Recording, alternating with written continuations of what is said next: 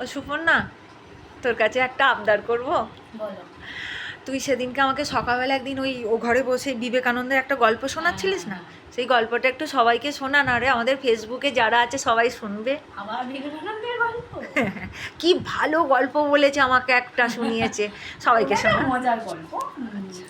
বিবেকানন্দ তো অনেক ব্রিটিশদের সঙ্গে ওনার ওঠা বসা ছিল, চেনা জানা ছিল। তো এরকম একজন ব্রিটিশ নাগরিক, ব্রিটিশ ওনার বন্ধুই সমতুল্য বলা চলে। তো ওনারা বসে একসাথে টেবিলে বসে খাচ্ছে, খেতে খেতে হঠাৎ করে উনি গল্প করছে, বিবেকানন্দর সাথে বলছে, মানে ওনারা তো মানে ব্রিটিশরা তো একটু তখন ভারতীয়দের নিচু চোখে দেখতো, একটু বলা ভুল, অনেকটাই নিচু চোখে দেখতো, এবং ভারতীয়দের সব নিয়ম কানুন বা আচার আচরণকে ওনারা ব্যাকডেটেড মনে করতো।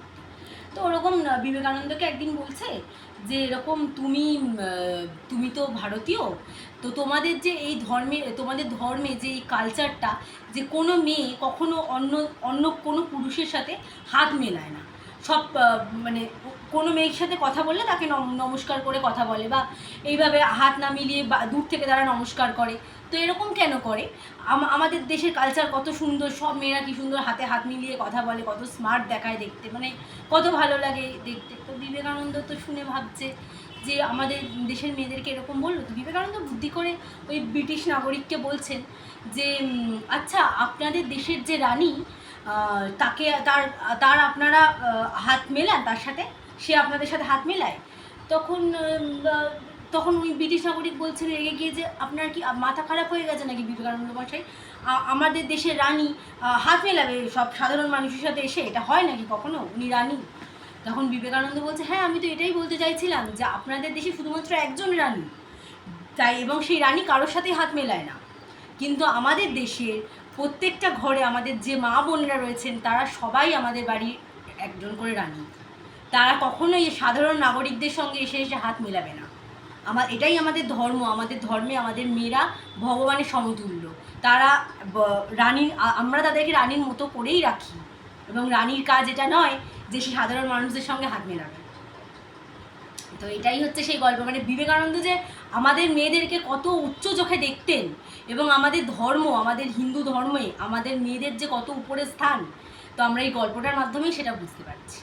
বা গল্পটা খুব সুন্দর, কিন্তু বল এখন মেয়েদের অনেক আবারও নিচু চোখে অনেকেই দেখে, তাই না? শ্বশুর বাড়িতে গিয়ে মেয়েদের কত উল্টোপাল্টা বলে, লাঞ্ছনা গঞ্জনা অপমান করে, নিচু নজরে দেখছে কি না, তাই না? দেখো, ধর্মে অনেক কিছুই বড় বড় বড় করে লেখা থাকে, কিন্তু আমরা তো সাধারণ মানুষ, আমরা যদি সব পালন করতে পারতাম তাহলে তো হয়েই যেত। কিন্তু আমরা একটু একটু করে যদি নিজেদের চিন্তা ভাবনাটা বদলাই, এই এই যে ধারণাগুলো, বা নিচু করে দেখা বা উঁচু করে দেখা, উঁচু নিচু কিছুই করতে হবে না, নারী পুরুষ উভয়কেই যদি সমান করে দেখা হয় তাহলে এত কমপ্লিকেশনের তো কোনো ব্যাপার নেই, কিছুই সমস্যাই হবে না। তাই তো। আর বিবেকানন্দ আরেকটা কথা খুব ইম্পর্টেন্ট, মানে এটা আমি বলি, বিবেকানন্দ একদিন বলেছিলেন যে আমাদের যে বাঙালি জাতি, মানে আমাদের যা মানে সমাজ, এই সমাজে ভারতীয় সমাজ কেন মানে উঠছে না, উপরে উঠছে না, ভারতীয় সমাজ বারবার কেন পিছিয়ে পড়ছে? তার একটাই কিন্তু কারণ, পাখি যেমন একটা ডানায় ওপর ভর করে উঠতে পারে না, সেরকম কোনো সমাজের কোনো মানুষও শুধুমাত্র মেয়েদেরকে ঘরের ভেতর রেখে পুরুষরাই খালি একা একা অনেক উপরে উঠে যাবে, এটা কিন্তু হয় না। পুরুষ এবং নারী উভয়ই সমান, এবং সমানভাবে যদি কাঁধে কাঁধ মিলিয়ে তারা চলে তবেই তারা উপরে উঠতে পারবে।